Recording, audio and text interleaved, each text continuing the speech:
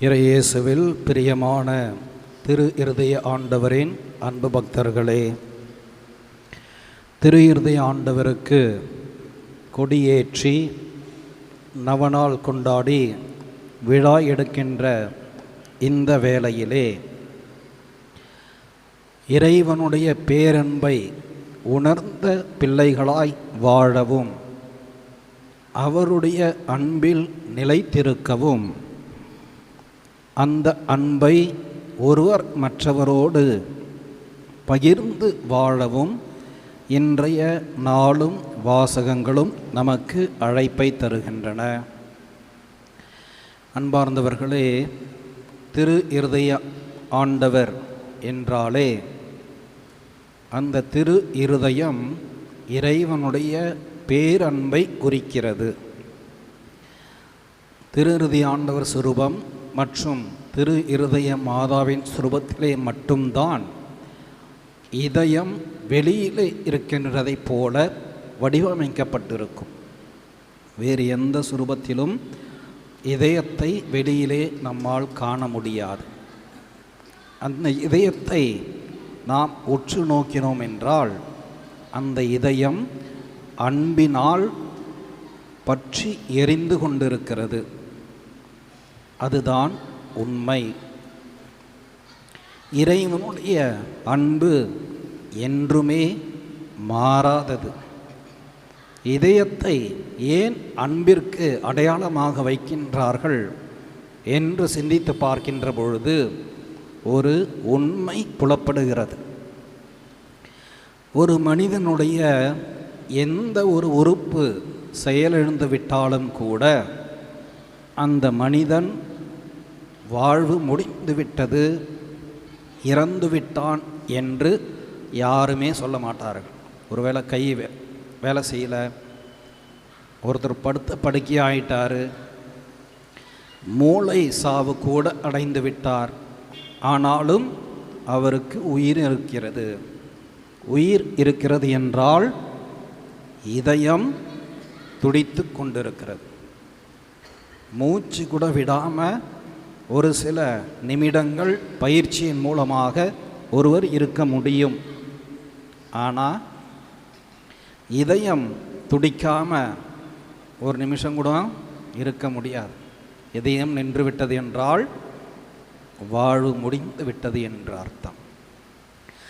அந்த இதயம் அன்பின் அடையாளமாக இருக்கிறது என்றால், அன்பு இல்லை என்றால் இந்த உலகமே இல்லை, மனித வாழ்வு இல்லை என்பதைத்தான் திரு இருதய ஆண்டவருடைய அன்பின் விழா நமக்கு அடிப்படையிலேயே உணர்த்துகிறது. சமீபத்திலே ஒரு 2 வயது பெண் குழந்தை தன்னுடைய ஃபோட்டோவை வாட்ஸ்அப்பிலே எனக்கு அனுப்பியிருந்தாள். அந்த வாட்ஸ்அப் புகைப்படத்திலே அந்த குழந்தை கையை இப்படி வைத்து கொண்டிருந்தது. உங்களுக்கு என்ன புரியுதா? எனக்கு ஒன்றும் புரியல. என்ன பாப்பா, என்ன பட்டாம்பூச்சி பிடிக்குதா, இல்லை என்ன பூச்சி கையில் வச்சுருக்குதா அப்படின்னு கேட்டேன். அப்போது அந்த பெண்ணோட அம்மா சொன்னாங்க, ஃபாதர் ஐ லவ் யூ அப்படின்னு சொல்கிறா. ஒரு காலத்தில் இப்படி என்றார்கள், அதற்கு முன்பு ரோஜா பூவை கொடுத்தார்கள் அன்பை வெளிப்படுத்துவதற்கு. ரொம்ப சிம்பிளாக இப்படி சொல்லிட்டாங்க, அன்பின் வெளிப்பாடு. என்னதான் படித்தாலும் இந்த அன்பை புரிந்து கொள்வதற்கு தனியாக ஒரு டாக்டரேட் பண்ணணும்னு நினைக்கிறேன். அன்பின் பரிமாணங்கள், புரிதல்கள் நாளுக்கு நாள் மாறிக்கொண்டே இருக்கின்றன. அன்புக்காக, நட்புக்காக, பாசத்திற்காக உயிரை கொடுப்பேன் என்கிற காலம் மாறிவிட்டது இந்த நவீன உலகிலே. அன்று பிலாத்து உண்மையா அது என்ன என்று கேட்டான். இன்று நவீன உலகத்திலே அன்பா அது என்ன, கிலோ எவ்வளவு, அன்பா உறவா அதோட டியூரபிலிட்டி என்ன, அதோட எக்ஸ்பைரி டேட் என்னைக்கு, எவ்வளவு நாள் உறவு என்ற நிலைக்கு இன்றைய உலகம் சென்று கொண்டே இருக்கிறது. இதுதான் இன்றைய உலகின் யதார்த்தம் என்று கூறலாம். உடன்படிக்கை என்ற ஒரு நிலை மாறி கான்ட்ராக்ட், அண்டர்ஸ்டாண்டிங், அக்ரிமெண்ட் என்கிற ஒரு ஒப்பந்த நிலைக்கு அன்பு சென்று கொண்டிருக்கிறது. அன்பார்ந்தவர்களே, இறைவனுடைய அன்பு என்றுமே மாறாதது. ஏன் இறைவன் இந்த மனிதர்களை அன்பு செய்கிறார் என்று பார்க்கின்ற பொழுது, படைப்பின் தொடக்கத்திலேயே அதற்கான விடை இருக்கிறது. இறைவன் எல்லாவற்றையும் படைத்தார். ஒவ்வொன்றையும் நல்லது என்று அவர் கண்டார். மனிதனை தன்னுடைய சாயலாகவும் பாவனையாகவும் படைத்தார். தன்னை இந்த மனித உருவிலே இறைவன் கண்டார். அதுதான் இறைவன் மனிதனை அன்பு செய்வதற்கான அடிப்படை காரணம். தன்னுடைய சாயலாக படைத்த இறைவன் தன்னை மனிதனிலே அவர் காண்கிறார். எனவே இறைவனால் மனிதனை அன்பு செய்யாமல் இருக்கவே முடியாது. எனவேதான் விடுதலை பயண நூலிலே 7வது அதிகாரத்திலே நாம் பார்க்கிறோம், அவர்களுடைய கூக்குரல் என்னுடைய காதிலே ஒலித்தது என்று இறைவன் இஸ்ராயேல் மக்களை பற்றி குறிப்பிடுகிறார். தான் படைத்த தேர்ந்து கொண்ட இந்த இஸ்ராயேல் மக்களை நான் விடுவிப்பேன், மீண்டும் அவர்களுக்கு வாழ்வையும் நாட்டையும் கொடுப்பேன் என்று அந்த பழைய ஏற்பாடு மீட்பின் வரலாறு இறைவனுடைய அன்பை முழுமையாக நமக்கு வெளிப்படுத்துகிறது. இப்படிப்பட்ட அன்பை பல நேரங்களிலே நாம் மறந்தவர்களாய் வாழ்கிறோம். எனவேதான் புனித பவுலடிகளார் அழகாக கூறுவார். ரோமேயருக்கு எழுதிய திருமுகம் 8வது அதிகாரம் 35வது இறை வார்த்தையிலே கூறுவார், கிறிஸ்துவின் அன்பிலிருந்து நம்மை பிரிப்பது எது? எதுவுமே கிடையாது. வாள், போர், பசி, துன்பம், வேதனை எதுவுமே என்னை கிறிஸ்துவின் அன்பிலிருந்து பிரிக்கவே முடியாது. நானாக இறைவனுடைய அன்பிலிருந்து பிரிந்து சென்றால்தான் உண்டு. எனவேதான் இன்றைய நற்செய்தியிலே, யோவான் நற்செய்தி 15வது அதிகாரத்திலே நாம் வாசிக்க கேட்டோம். இந்த வார்த்தைகளுக்கு முன்பாக திராட்சை செடி அதனுடைய கிளைகளை பற்றிய உருவகத்திலே ஆண்டவர் இயேசு தம்முடைய அன்பை நமக்கு விளக்கி கூறுவார். எனவேதான் என்னுடைய அன்பில் நீங்கள் நிலைத்திருங்கள், என்னை விட்டு பிரிந்து உங்களால் எதுவுமே செய்ய இயலாது என்று தம்முடைய அன்பை ஆண்டவர் இயேசு அழகாக கூறுவார். இந்த அன்பிற்காகத்தான் அவர் சிலுவையிலே 2 கைகளையும் விரித்து நமக்காக தமது உயிரையும் கொடுத்து தம்முடைய அன்பை இறைவன் வெளிப்படுத்துவதை நம்மால் பார்க்கிறோம்.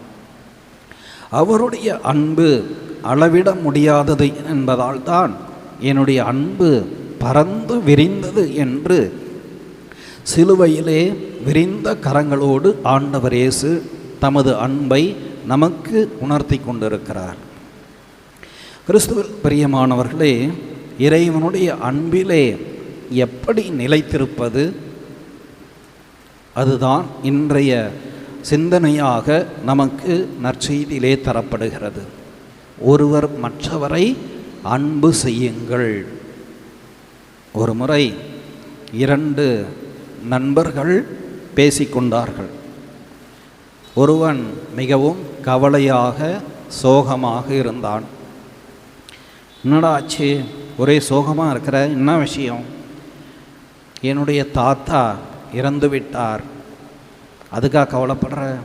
இல்லை, அவர் ஒரு 5 ஏக்கர் நிலமும் 5 கோடி ரூபாயும் விட்டுட்டு போயிட்டாரு, எதையுமே அனுபவிக்கலை, இவ்வளோ சொத்தை விட்டுட்டு போயிட்டாரு.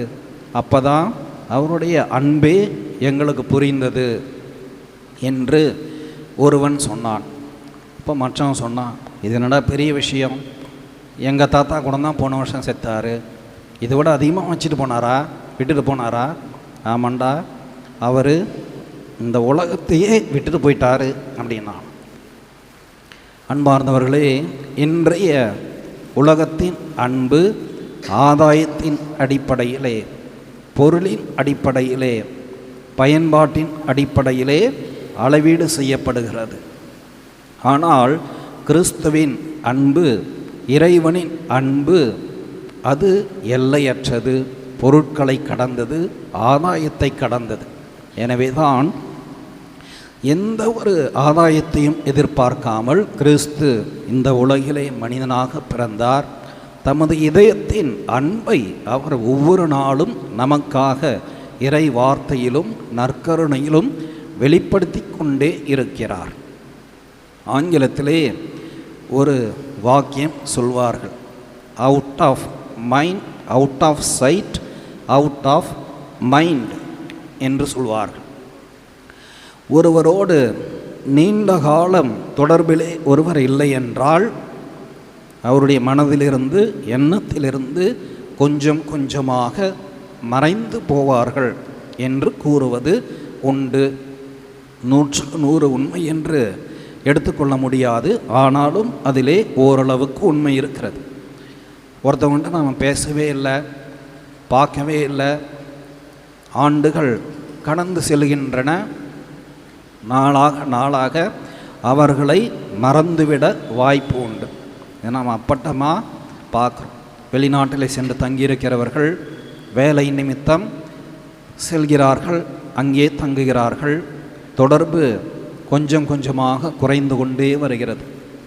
அந்த தொடர்பு குறைய குறைய உறவும் பாசமும் குறைந்து கொண்டே செல்வதை நம்மால் பார்க்க முடிகிறது. ஆனால் இறைவனுடைய உறவு அப்படியல்ல. மத்தேயு நற்செய்தி 28வது அதிகாரம் 28வது இறைவார்த்தையிலே நாம் வாசிப்போம். இதோ உலக முடிவு வரை எந்நாளும் நான் உங்களோடு இருக்கிறேன் என்று கூறிய ஆண்டவர் எப்பொழுதும் நம்மோடு இருக்கிறார். இன்பத்திலும் துன்பத்திலும், சோதனையிலும் வேதனையிலும், மகிழ்ச்சியிலும் துயரத்திலும், எல்லா சூழலிலும் அவர் நம்மோடு பயணிக்கிறார். ஏனென்றால் அவர் நம்மை அன்பு செய்கிறார். அவர் நம்மை விட்டு விலகுவதே இல்லை. அப்போ அவருடைய அன்பில் நிலைத்திருக்க நாம் செய்ய வேண்டியது ஒன்றுதான். அவருடைய அன்பின் கட்டளைகளை நாம் கடைபிடிக்க வேண்டும். அன்பின் கட்டளைகள் சுலபமாக 2 தான், இறை அன்பு, பிறரன்பு. சின்னஞ்சிறிய சகோதர சகோதரிகளுக்கு இவற்றையெல்லாம் நீங்கள் செய்த பொழுது எனக்கே நீங்கள் செய்தீர்கள் என்று நற்செய்தியிலே ஆண்டவர் குறிப்பிடுவதை நாம் வாசிக்கிறோம். அன்பு அக்கறையிலே வெளிப்பட வேண்டும், செயல்களிலே வெளிப்படுத்தப்பட வேண்டும். அது இரக்கமாக, உதவியாக, ஆறுதலாக, அரவணைப்பாக, நேரத்தை உடனிருப்பாக நாம் தருகின்ற பொழுது, சகோதர சகோதரிகளை அன்பு செய்கின்ற பொழுது இறைவனையும் நாம் அன்பு செய்கிறோம். இந்த இறை அன்பிலே நிலைத்திருக்கின்றவர்கள் என்றுமே வாழ்வார்கள் என்று ஆண்டவர் இந்த நாளிலே நமக்கு கூறுகிறார்.